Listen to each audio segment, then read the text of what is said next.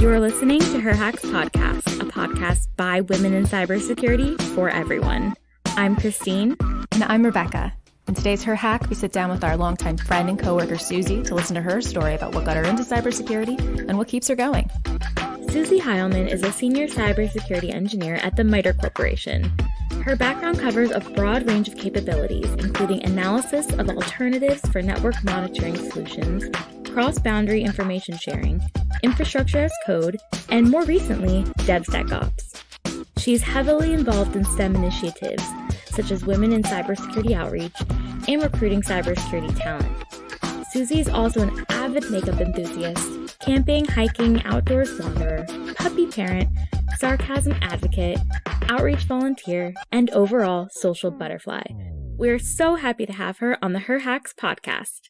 Welcome, Susie, and we're so glad to have you. To kick things off, I wanted to start with an icebreaker. So, Susie, we had you prepare 2 truths and a lie. Are you ready? Hey, yeah, I'm ready, and thanks for having me. Of course. I'm so excited. All right, so I worked pretty hard on these 2 truths and a lie because I had to make it good enough to trick Christine, who knows me pretty well, and Rebecca, who knows me less as well.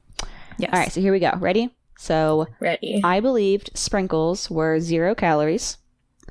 Both my degrees are in cybersecurity. I can't read an analog clock. Oh man, okay. These are hard. So wait, sprinkles have calories in them? I can't speak to that. You both didn't know. Both didn't know? Wait, I have a question. I don't know if this is cheating, but Pretty sure it's cheating, but I'll take questions. So is a degree in because sorry, I'm just tripping over my words. So Susie went to RIT, and I know she went to RIT, and they have like a bunch of different degrees that are like all computer-y sounding. So I don't know if her degrees are necessarily like they have the word cybersecurity in them. You could look it up quick, but I wouldn't do that. Also That's go on actually your cheating. LinkedIn, but that would probably be cheating. But I was pretty sure. Okay, so Rebecca guessed first because you have a better shot at getting this right. So yeah, I'll let you guess first, Rebecca. But then don't say yes or no because we should both give our guesses. Okay, so you had 2 degrees that were both in cybersecurity? Mm-hmm. Both my degrees are in cybersecurity. So I'm going to say that's a lie. I kind of think that too, because I don't think her degrees both say cybersecurity. I think that one says like IT or something. I don't know. Maybe, but maybe I'm wrong. Okay, so this is actually really rude because that is the lie. Oh! And I'm so mad that you got that because you got it right for the wrong reason. It's incorrect that both of my degrees are in cybersecurity because I have 3 degrees and one of them is not in cybersecurity. What? Oh, wait, what are your 3 degrees in? So I'm a terrible friend. That's why I was like, I'll get her that you way. only had 2. The sprinkles thing was quite real and quite recent of a discovery. So yeah, they're like sugar, Rebecca. No, it's total sugar. Yeah, I know. I had literally no idea, and I'm like near 30. I could see that, and also because we're the same, and I also exactly can't read analog clocks. You can't read analog clocks either? I can, but one of my friends used to have this watch with like literally like 4 dots on it for like 12, 3, 6, and 9, and I was like, I can't read your watch. There's not enough numbers. No, I have to convert it. Like it takes me like a second. Like you have to allow for calculation time. Yeah. To give you the time. I can't read an analog clock if there's no numbers on it. Like I can't read it even with the numbers. Like that's the worst. That's the worst part. But yeah, so I actually started out at a community college. So I have my associate's degree in computer science and then bachelor's and master's both from RIT are cybersecurity. Oh, so you did have a cybersecurity degree from RIT. Yeah, so I worked really hard and you got it right for the wrong reasons, but it's okay. I'm sorry. That's all right. So what got you into cybersecurity in the first place? So I always kind of liked computer stuff growing up. I mean, this is back when like computers were like 3-dimensional and had like a back and stuff. So I did like a Java programming course at my high school back home. And I thought that I just liked, it was just computer programming at that point. And this was kind of a funny story. I legitimately thought that you had to pair computer science with another field. Like if I wanted to be able to program applications for the weather, I needed to have a double major in like geology.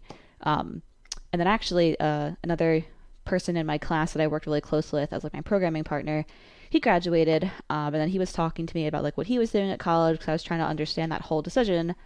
And he like mentioned how he was doing cybersecurity, and I'm like, oh man, that sounds cool. And I like and that was it. I like went off. I needed to like, I didn't have to just do programming. I didn't have to pair it with something else. And actually it was kind of funny. A couple years later, I was trying to remember this conversation to like get the screenshot for something. And he's like, Susie, we never had this conversation.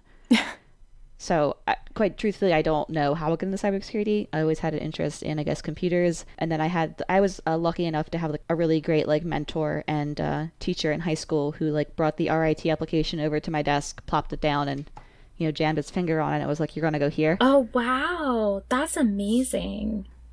Yeah. So I was lucky in that respect. Apparently the conversation never happened. That was what got me interested in cybersecurity in the first place. So I truly don't know how we got here. That's great that you had a teacher that literally like pointed out RIT to you. Handed me the paper application for the college, Wow. put it down on my table. And you grew up like around Philadelphia. Yep, just outside of Philadelphia in the Abington School District. So Wow. teacher, Mr. Dobbin-Speck was, Wow. we called him Dobb for short. He was pretty great. Is RIT are they known for having a good security program? Yes. I feel like now I know, but when I was in college, I remember, cause when I was in high school, I wanted to do cybersecurity, and I was like just Googling like what schools are good for cybersecurity, because back when all three of us were applying to schools, cyber wasn't like a big buzzword yet. It wasn't well known, and I think RIT might have been the school that lost my application. It was either RIT or RPI. Oh, wow. And both of those are really great schools Rivals. for cybersecurity. Yeah. So it wasn't meant to be for me to go to either of those schools. For me, being from Philadelphia, like my eyes were set on Drexel. Like I just thought Drexel was like the coolest thing. And they only had a master's in cybersecurity. So like I couldn't even, like you hear a lot of people say like I'm doing computer science with a focus or something like that. Or like they start off with like an undergrad and something general and then a master's in cyber. And I was like kind of lucky that RIT had it from like the jump. Yeah, that's amazing. Because I think I picked the wrong school for cybersecurity, and it wasn't really cyber focused, but I just really like all 4 years was like, I want to do cyber. And I had to kind of create my own opportunities and like ask a lot of help and ask like for professors to like carve out projects for me and like try to go to conferences and like try to do stuff on the side if I could. And I'm so jealous of everybody that went to RIT and RPI, because it seems like I was the only kid in my major who wanted to do cyber, and everybody was like, I want to be a Facebook software developer. So I was like the weird kid for wanting to do cyber, and I feel like it would have been so much more enjoyable to be surrounded by like-minded people. Yeah, I think it was like really important, and this isn't like, I'm not trying to like sell you on going to RIT or anything. Going but, like, back for my degree. Yeah, they had 2 different cybersecurity clubs. They had like, you were like very well networked in, like it was like a very like family. I mean, like half of them work at MITRE, right? So like I think it was important to kind of have. Honestly, I feel like it's my family now. Like when we became friends, my default friend group was all of your friends from RIT, and now I feel like I have like a second family from RIT. Yeah. Literally, my parents are like, where'd they go to school every time I talk about my coworkers and my friends, and I'm usually like, oh, RIT. That's great, though, you're talking about extracurricular activities, because my undergrad was actually just in cyber. It wasn't even like a traditional computer science degree. It was a computer and network security degree that actually had like a security program. So that's what attracted me to it.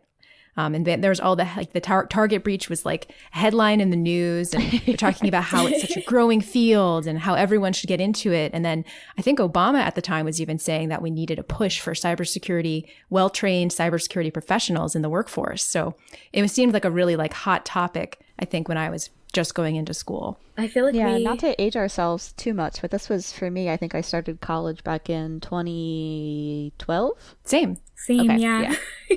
I think we're all the same age. About, yeah. Okay. But now you can find, I think, cybersecurity degrees in a lot of different places. Yeah, it's definitely becoming more prominent. And I think one of the key things to mention when we talk about picking a school with degrees is, what do the extracurriculars look like? For sure. Do they have a cool club? Can you network with people? Does it participate in the CCDC competition? And maybe we can talk about that another time. I'm not sure, Susie, if RIT It does. I don't remember ever seeing them. So we have a CCDC team, and Isn't CCDC by like region? It is, but that would have been a part of my region. RIT is in New York, right? Yep. Okay. It's like Canadian New York.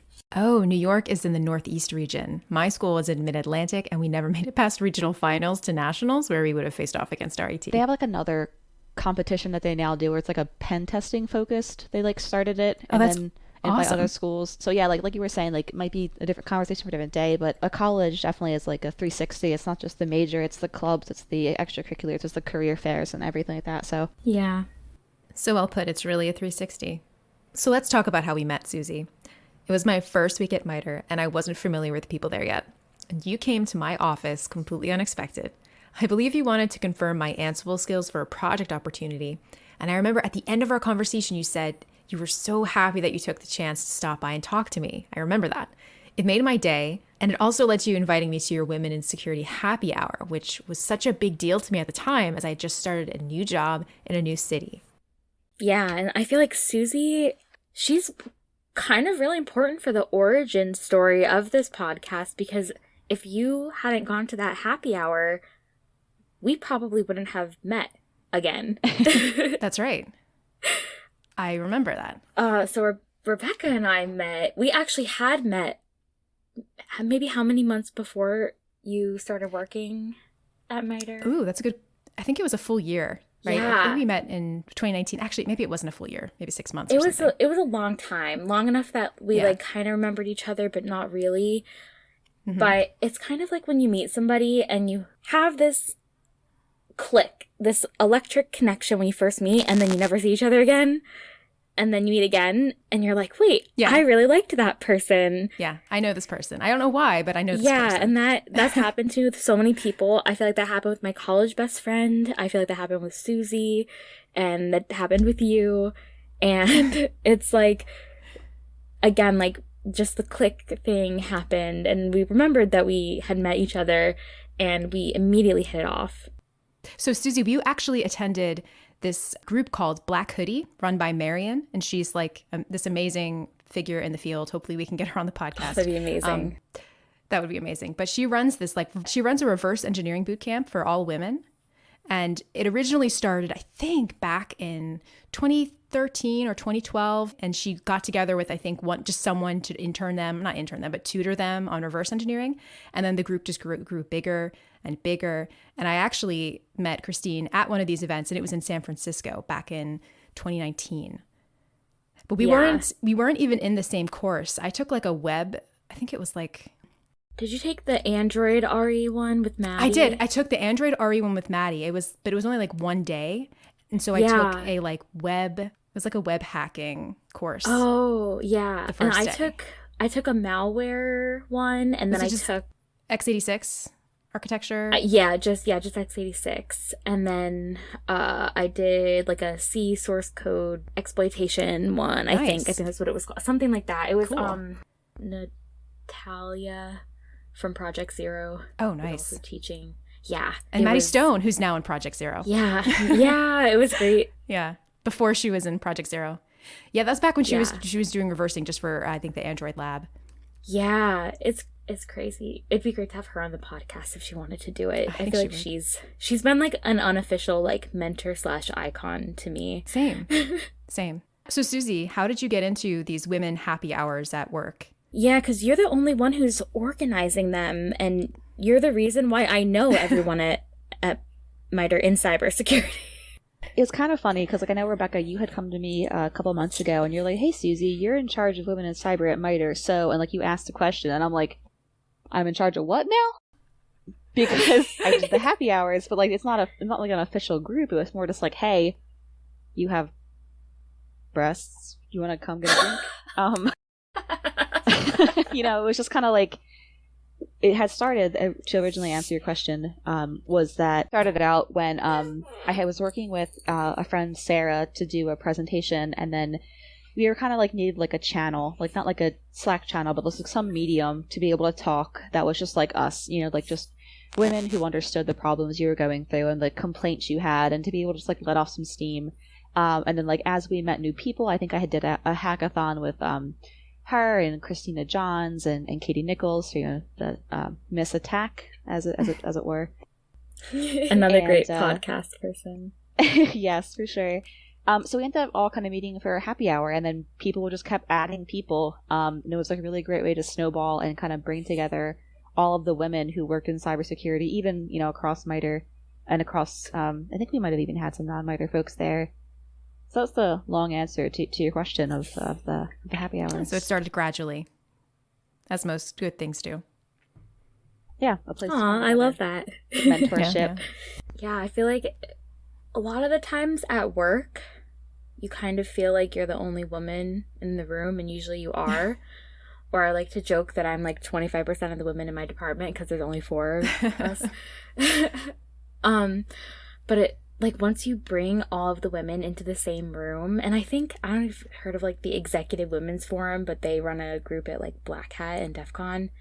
But it's like the same thing. It's like you feel like you're the only woman, and then you get all of the women together in the same room, and then you're like, wait, there's actually a lot of us. Like, we exist. It gives you the opportunity to be like, this is happening. Is this happening to you too? And you're like, yes, oh my God, why does that happen? And I found that like super important, just to be able to talk to somebody kind of like off the record, I guess, to be able to kind of ask questions that kind of are more unique to being a woman in cyber. Like, is this happening because I'm not skilled enough, or is this happening because of like subconscious bias? Right, yeah.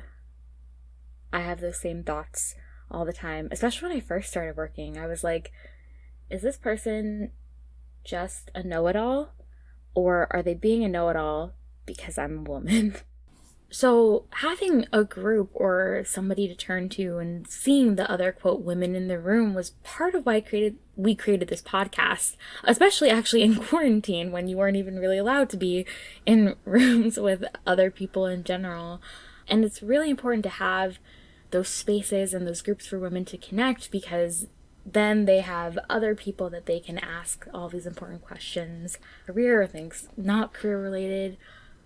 So there's a lot of different spaces that do already exist, such as Diana Initiative, Women's Cyber Jitsu, WISP, which is Women in Security and Privacy, and of course the Her Hacks podcast. But there's also one that's really important that's part of how all of us met, which is WiCys. So WiCys is another organization for women in cybersecurity to connect with each other, and its mission is really important to us. So WiCys' website says they're a nonprofit membership organization dedicated to advancing women in cybersecurity. And WiCys is where recruitment, retention, and advancement of women in cybersecurity happens. So we love that, because it's not just about bringing more women into the field, but it's about keeping them here, because sometimes InfoSec or cybersecurity can be a tough field to be in as a woman. We do face a lot of unconscious bias, as Susie has said. So not just getting women in here to meet some kind of quota, but helping us to enjoy and advance in our careers is something that is really important. So Susie, how did you hear about WiCys, and what was your first experience with the WiCys organization or conference? Yeah, so my first experience with WiCys was back when they were originally an annual conference. I went with my college Women in Computing group back in like 2015. It was kind of small. It was super fun. I did the Facebook CTF, so they had like the speaker track, and then they had like events you could participate in, you know, that advancement aspect. And now I'm involved with them. I'm a standing member, and I'm actually working to align MITRE as a strategic partner. That's actually, I believe, it's already on their website and probably a little bit outdated by the time the podcast launches, but I'm working on maintaining that partnership, and on also starting a affiliate group at MITRE to make this Women in Cybersecurity thing a little more official instead of just me in a happy hour. Well, that's so great. How do you go about starting an affiliate group? with WiCys or opening your own chapter? I will let you know when I figure it out. I just started. I just started doing it. I really am just kind of building it from the ground up. I think a lot of it is still very new. They have a lot of strategic partners. I don't think all of them have affiliate groups because, I was talking to some of my other friends and I'm like, oh, like, how does your company do their group? And they're like, oh, well, there's only 5 women, so we don't really have a group. And I'm like, oh, well, that's sad. Did you hear about WiCys from college? I did. So I don't, so I heard about WiCys from college. RIT had a women in computing group that branched all of the computing majors and the women that were in them. And a subset of that was cybersecurity. So I think the conference had reached out to the school and said, hey, we have this conference, consider sending your students. We'd love to have you as part of it. And that just kind of snowballed from there. And the reason I had mentioned that the conference was small at the time is because now WiCys has grown exponentially into this, like, I want to say like 10,000 person conference. Wow. It's huge.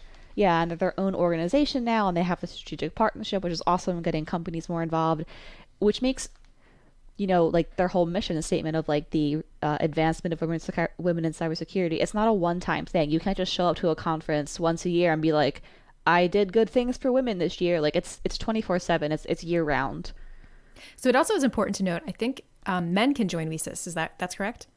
I believe so. Yeah, it's definitely not just all one gender, and I don't think they even kind of branching into the whole like identifying as male or female, like I don't think they really split hairs there. It's for everyone who identifies as a woman in cybersecurity and faces those challenges. And I believe male members are like considered more like allies. So okay. You're an ally member is how you would kind of refer to yourself.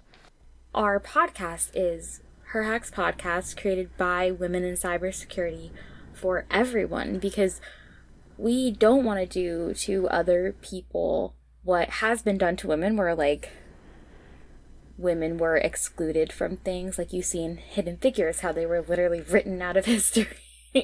So I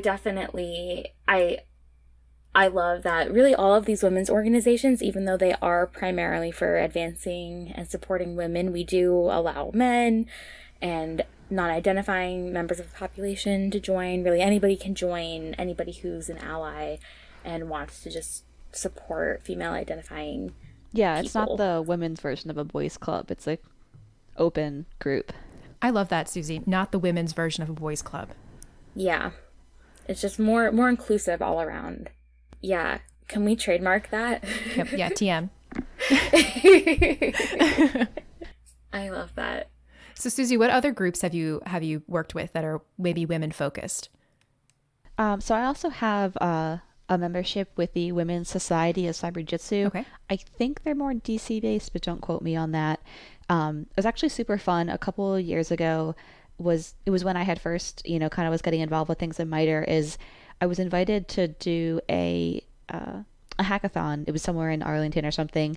And it was actually how I had met Katie Nichols for the first time. So it was myself and Christina, Christina, another very influential woman in cybersecurity at MITRE. So I just met a lot of really, really strong and good people to know through that event. So that's another group that I try to keep in touch with. And they cross-pollinate. I see the folks who run Women's Society Cyberjitsu at WiCys and vice versa. Yeah. So Susie, what is it like actually being a participating member in some of these women affiliate groups?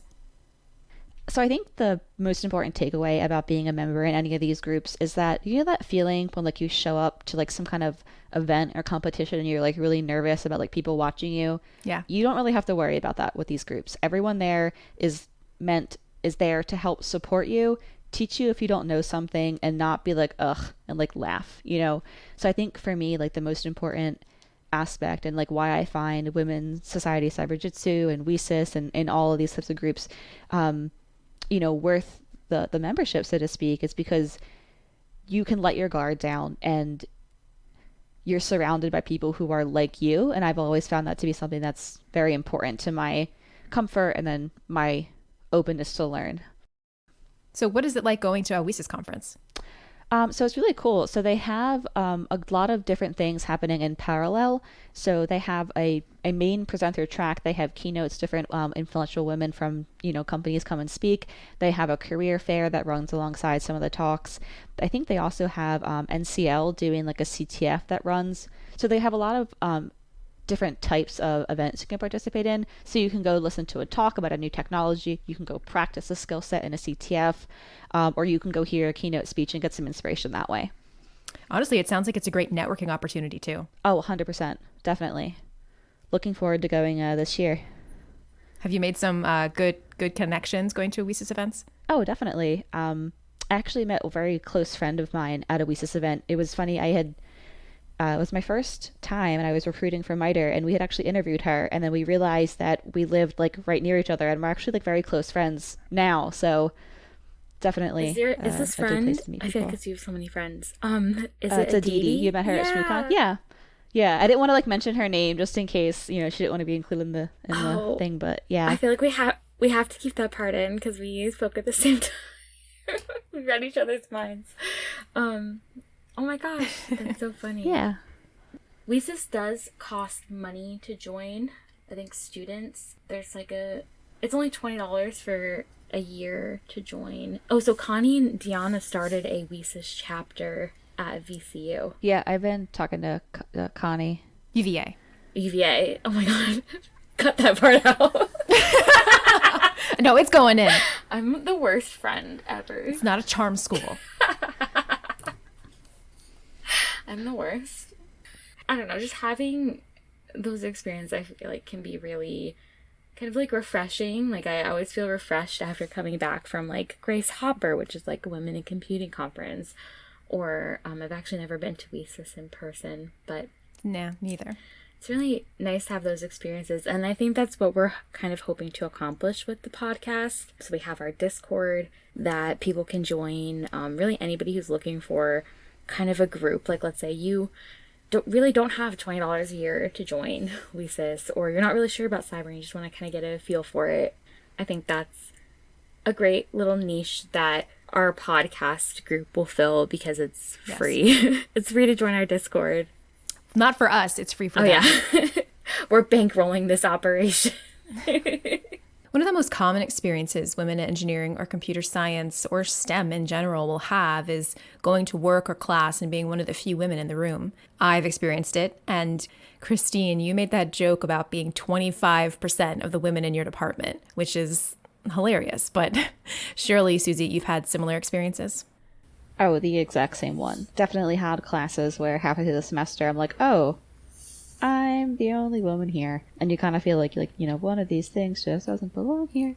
Yeah. But I think my experience kind of like being in this field, and especially coming from RIT, which as much as I love it, it was a very male-dominated school, just, being engineering is, in general, like much more male-dominated, and then computing and then cybersecurity, and within it was even more so. I think the biggest thing for me was definitely unconscious bias. I remember, I was running a women hackathon and I wanted to advertise it at the Cybersecurity Club, and the leader was like, Susie, I can't advertise your hackathon. All my members are males, can't even participate. And I remember just feeling so slapped in the gut. Yeah, I definitely feel like every job that I've worked, or I can't say every, but almost every, there's always been kind of like a boys club or like a boys clique of guys that are really close-knit. And part of me is like, I can't fault people for liking each other and wanting to hang out with each other. I think the issue is making other people feel excluded, and you can't really control who you like. But I think as women, I really appreciate my guy friends who I've met because they've kind of gone the extra step to include me. Right. To just invite me to their barbecues and come by my office and invite me to get coffee. Like, it's just those little things. You don't have to fault them for who they like, but you can fault them for who they exclude. Because it doesn't really take that much for them to pivot their foot to the right and let you step in the circle, or be like, oh, Christine has experience with that. It's so small, but they don't realize. It really does. Yeah, Same, I feel I like, agree. And I think where we currently work is probably where I felt like the most included. Yeah, I definitely feel like it's like a better environment than other places that I've been. But I think also having more women around makes it easier to be included, because it can be awkward when you are like the only woman. I remember I studied abroad and I was the only girl and the only foreigner. And I think for the first few weeks, everyone was just afraid to talk to me. The teacher asked me if I was in the wrong class. So, I get that. But for the students who did talk to me, like the guys that did come talk to me in class, and like they made an effort to speak English, and we even had like to do a group project. We had a group chat, and they texted in English, even though it was so hard for them and so much easier for them to just talk to each other in Korean. Those things, which maybe seem like not such a big deal, I so appreciate it. So allies out there, maybe you think you're like not doing something that big, but even just like the small things mean a lot. Yeah, and I definitely found that, at least for me, whenever you find yourself in like a group of typically like males, and I don't know if this is like a 100% work thing or just kind of like a gender thing, but you always kind of find yourself doing like the glue work, the organizing and the leading and the pointing out of like what should go where. That's been my experience, at least, where like you kind of end up taking on the kind of like logistical lead role. Maybe it's just, you know, women nature, men nature, whatever you want to call it, which ends up usually not getting the same respect as like the technical work. Oh yeah, I definitely have said to my department head, even, I've been like, I feel like we need to do more recruiting of women. And I know that there's a lot of things we can do to recruit more women, and there's a lot more work to be done, but I don't want to be the one to do it because, you know, we have limited bandwidth. And if I give a brown bag on why we should recruit more women versus why you should do more reverse engineering, which one are people going to respect me more for or think I'm more technical for? And I love my department head, because he was actually like, I see what you're saying, but I don't think that way. And I don't think that any of us here thinks that way. So it makes me feel better that the people that are in my promotion chain and in my performance review chain aren't going to dock me for doing glue work, even though it's happened to me in the past at previous jobs where they only care about the quote technical work and not all of the other things. Oh, totally. For sure. And I know we're actually going to do an episode on glue work, but I can recall tons of times when I join a meeting and they need someone to take notes, or they need someone to type up the email, or they need someone to actually draft the outline for this white paper that we're doing. Set up a calendar invite. Hey, can you invite us to this meeting? What could just be an email anyway. I find that I will say yes all of the time, and I'll take and show initiative, but it really just punishes me in the future, because then it becomes an expectation that I'm always going to be the one volunteering and doing all of those tasks. So it gets tricky, and learning how to kind of say no, or maybe someone else can do it, and just waiting. I know when I was reading the What is Glue, article online, they talked about, you feel like if you don't send a calendar invite, then the meeting's not going to happen. It's it feels important. You end up adding all of these random, tangential tasks to your to-do list that day, that when you add them all together, that takes up 45 minutes of really technical does. contribution to your project. And Exactly. It's frustrating because in our performance review process, all of this extra stuff that we do with recruiting for women and all of the quote glue stuff is a behavioral modifier, so we get +5 or +10. It's kind of a thing where you can get bonus points for it, but if you don't do it, it won't hurt you, and it really doesn't help you that much either. It's barely a modifier. It's one of those things where it's extra credit, so if you're on the borderline, it might slightly bump you, but if your technical work is bad, then you probably won't get a good review. And so it just makes it really hard, because I feel I at least have to work a lot harder on the recruiting stuff. It takes a lot more mental energy than a lot of my technical work, and I don't get much out of it in terms of recognition.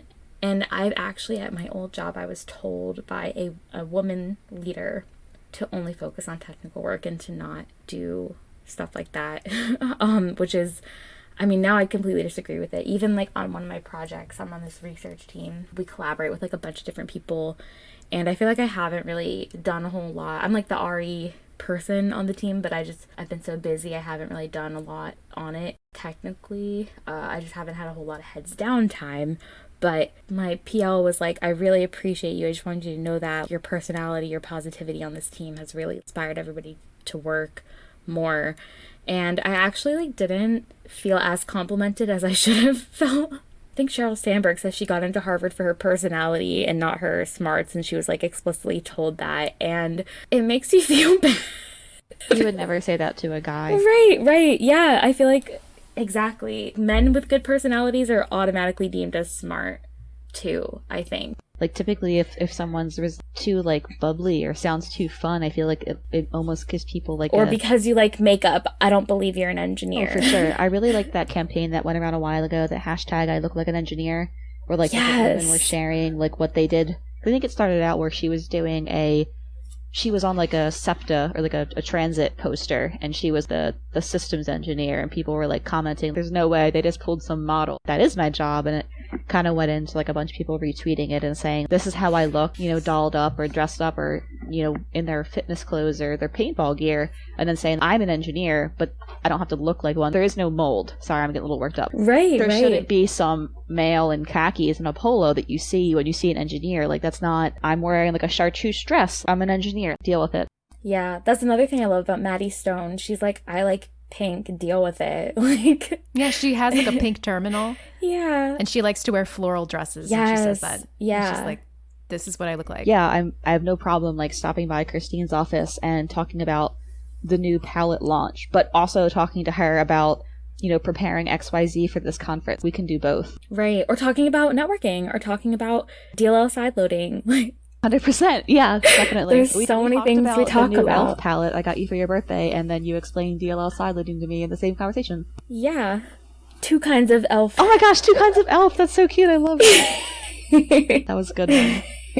Gotta add some jokes for the podcast. All right, Susie, we're getting to the end here, but let's take some time to go over your life lessons. We've talked about what got you into cybersecurity, but what makes you stay? Honestly, the most important thing for me is having this, and I know we've talked about it, but sense of community and feeling like you have people in your corner. I always feel better when I feel like there is somebody who understands what I'm going through, can relate to my situation, and can advocate on my behalf, which is why I found it important to kind of have that happy hour that we talked about before, because it was important for me to be able to talk to women who had been at MITRE longer, who had been in the cybersecurity field longer, and kind of just have that support. So when I went back into that uncomfortable situation, I felt like I had my bearings. What is some advice that you would give to your past self, junior Susie? So I definitely wasted quite a few years on 3 different areas. So the first is certainty. So I always felt like I had to be sure, or like have collected, all my ducks in a row and be super ready. I felt like I needed that for my college decision, and I waited too long. I went and looked at a ton of schools that I wasn't even really considering going to. I learned the hard way, the long way, is that you really don't have to be sure. You can kind of just like jump into it. We're literally all confused. No one knows what they're doing. You kind of have to find your passion. They're not forced. And you can't, compare yourself to where other people are, because everyone has different situations and different backgrounds. So you don't have to feel like, XYZ person is more prepared for their interview, so you shouldn't interview this year. You should wait till next year. Or like, well, this person has another year of this experience, so I'm not sure if I should do that yet. Like, just negate all of that and just do it. Just like be Nike. Just do it. And the second one, confidence, kind of also, but expands again on this idea of certainty of when will you be ready. Someone had showed me like a YouTube video of like a couple who was waiting to have their first child, and they kept saying like, oh, well, we should wait till next year. Our finances will be more secure. Oh, we should wait till next year. We'll have moved to the new house. And all this time that you're waiting, other people are doing things and getting things done. So you have to really think about what's holding you back. And I actually had a mentor at MITRE who was a pretty cool dude. And I was trying to decide if I felt like I was ready enough to be an adjunct professor at a college, in the DC area. And so when I was talking to him, I was like, hey, they want me to be an adjunct professor, cybersecurity 101. Like, I'm not sure if I'm like good enough to do this. And he kind of laughed at me, and I was like, oh, rude, bud. And he was like, Susie, what would Chad do? Like, what if your name was Chad Heilman? Like, would Chad Heilman? Yeah, would he be worried? Like, you have a bachelor's in cybersecurity, a master's, you have 3 years working experience. What do you mean you can't teach this course? Like, what would your male persona say? So I've just kind of like kept that WWCD with me. for a while, and it's definitely helped me, leap to new things. What would Chad do? That's brilliant. Yeah, I love that. That's definitely one of his gems. Can't say that's mine. And then the last thing that I think I would tell, my past self, what's the worst that could happen? Say you take on some challenge. If you're afraid of failure, if you're afraid of looking stupid, if you're afraid you'll run out of time, fall behind, yeah, those could happen. Or you could gain some experience that'll help you with your next opportunity. Really, what's the worst that could happen? No one's gonna die. No one's gonna Parks and Recreation Ice Town you and follow you throughout your whole life and make fun of you for being kid mayor. Really, it's not going to be that bad. One of the lessons that kind of taught me that was I ran WiCys, which was an all-women's hackathon at RIT. And then when I got to MITRE, I launched this, effort called Tech Talks, which was very similar. And I used everything that I, took the plunge on and learned through this WiConnects thing in order to do the full-time, corporate Susie version of those events, which was really cool. That's great. I actually didn't know that you were behind them. Oh, yeah. Tech Talks is my thing. That's such good advice, because I also definitely used to really struggle with kind of just getting started because I was afraid of failing. So what are some other final takeaways for young women who are just starting out in cyber? So I think something that I even, learned and had reinforced through your invitation to join this podcast was you don't realize how important you are to a project, to other people. You don't realize the impact you make, how you influence others, and really it comes down to your own worth. I think as women, we really need to kind of focus on, like you were saying earlier, Christine, the project lead had kind of mentioned, really enjoyed your contribution to the project, even though you felt like personally you hadn't done a whole lot. We offer more value than we give ourselves credit in. And my group leader at MITRE had kind of told me before that, let me get this right, you store your values in metrics that other people control. So we have to remember that not everything that we contribute to society and to the general cybersecurity community is on a measured scale. Did that make sense? Yeah. That makes total sense. You store your value in metrics that other people control. Yeah, it's not good. I write that on a Post-it note. I read that every day. That's amazing. Thank you, Susie, for being here with us today. We have some questions that we prepared for you to help the audience get to know you better. Ooh, let's go. All right. So question number 1. Name one account we should follow on social media. Obviously, the answer is Samantha Ravindal. She is my Lord and Savior. She is my favorite. I'm obsessed with her. I refer to her as if she is a real life person. I'll be like, oh, Sam was saying, and people will be like, Sam who? And I'm like, you don't know her. She's on the internet.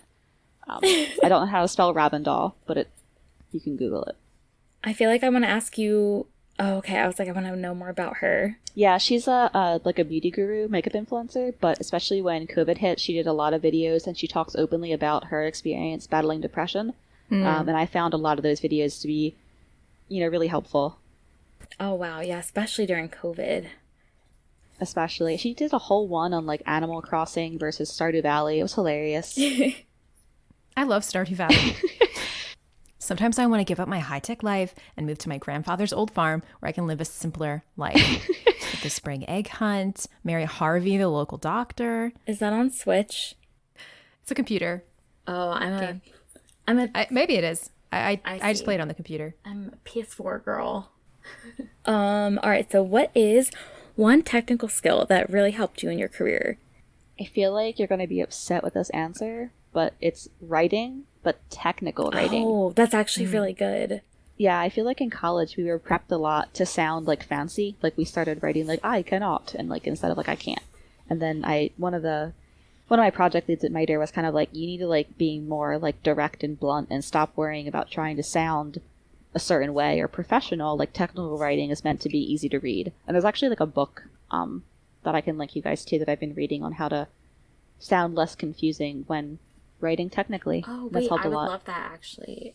I would really love that, because I kind of struggle with organizing my thoughts while writing, and just technical writing in general. We end up trying to describe it to officially, and it ends up being more confusing than if we would just write plain out it connected to this port, Yeah, absolutely.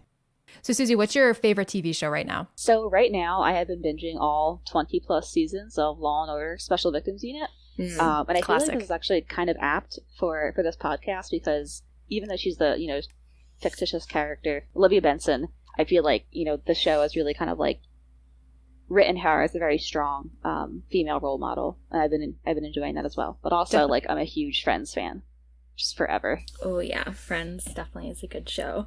All right, this is a fun one, and I feel like I can guess it. So must have. Well, I kind of, because we did talk about this, and your used to must have makeup item I thought was like the Benefit concealer that I actually like. That's my must have now. I can't believe you used that one, because you were like, I don't like this one, and you went for a different one. But anyway, I got two. You got two? I got sorry to interrupt, I got the Tarte Shape Tape, and then I got the Benefit one, because I was like, I can't decide, so I just bought both. Well, here's like a wrench in like your whole plan here. My must-have makeup item is actually the NARS Soft Matte Concealer. And I actually know that name by heart because I like read it a lot. But it's a concealer that's in like a jar. So it's like a cream or like a putty consistency. And I actually used this when I went to Disney and I was like, walking around high heat. And I use it a lot of times when I'm late because I can take the jar with me in my purse. So I can apply it with my finger under my eye, cover a zit here or there, and you're good to go. Oh, I feel like I need to try it. Is it at Sephora or Ulta? Both. Oh, okay. Yay. So last but not least, I heard that you keep a list of corporate idioms. So can you give us some of your best ones? Yeah. So when I first started working at MITRE, I think it was just, I don't know if I was just being green or what, but all my coworkers would say these expressions. And I'm like, I have literally no idea what you're talking about. So I started writing them down. It's been kind of fun. So one of them was, it's just us chickens here today. I'm like, okay. The one that freaked me out the most was don't throw the baby out with the bathwater, which is saying, like, don't throw out a good idea with all your bad ideas. But also, like, we're going to take a quick bio break. And that's like a cute way to say bathroom break. So I've enjoyed some of them. The rest are kind of like military acronyms. All con is all connected, or swag is seriously wild. Boop, guess. So it's been kind of fun to kind of track down and share with people. Yeah, for me, one of my meetings, my scrum master will be like, comms check. And then the other guy will be like, I read you 5 by 5. It's a lot of military terms. Does that. Every time she's on talking, she goes over. And I'm like, we're on teams. We're on teams.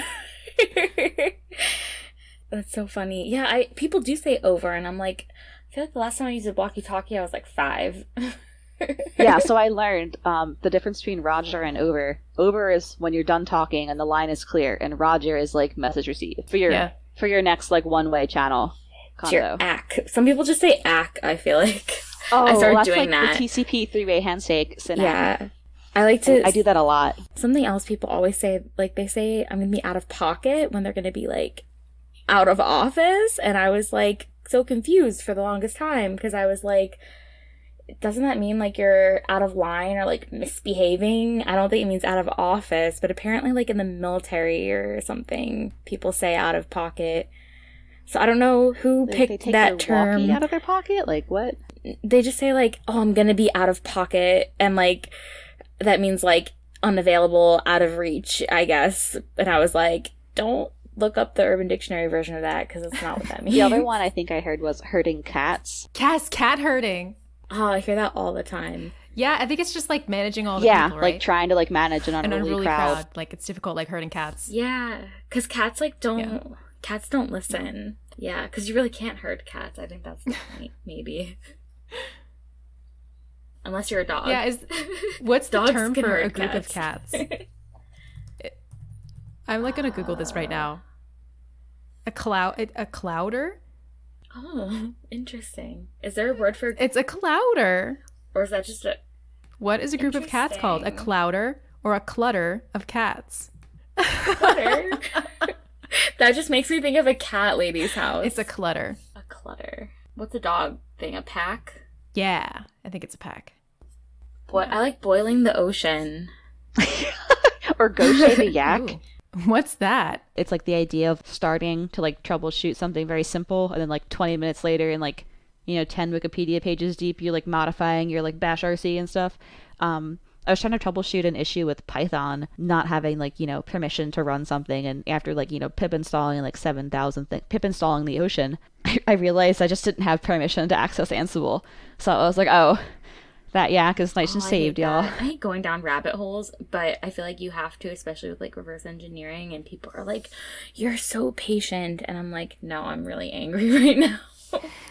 But there's really nothing you can do about it. It just comes with the All territory. right, well, I think we can end this podcast with, does anybody have any last alibis? What is that? Do you have any else to say? What? That's so weird. Yeah, I thought it meant, like, do you have any last excuses? That's what it sounds like. But then, like, I went to a meeting and I was like telling them that was my interpretation of the definition, and they were like, no, it means the person in charge is going to need an alibi because they're going to be mad at you. I don't know. I still don't quite understand, but they say it all the time, and it basically means you got anything else to say. So I just don't know. People, man. Well, I guess we're out of alibis. Yeah, I don't have any more. Thank you so much for joining us today, Susie. It was a pleasure talking with you. Yeah, thanks for having me. I had a great time chatting with you and sharing everything I had. Whew, it was fun. Thank you for listening. Follow us at Her Hacks Podcast. That's Her Hacks with an X for execute permission on Twitter, Instagram, and TikTok. Don't forget to subscribe anywhere you listen to podcasts so you won't miss a future episode drop, and leave us a star for each of our lovely hosts. That's 5 with an encouraging review. Click the join link for our Discord in our show notes or at herhackspodcast.com to let us know what you think about this episode, and also engage with me and other hosts. This week, take your female coworker out for coffee. She can pay. Yo, my levels got way lit. Super high there when I was laughing.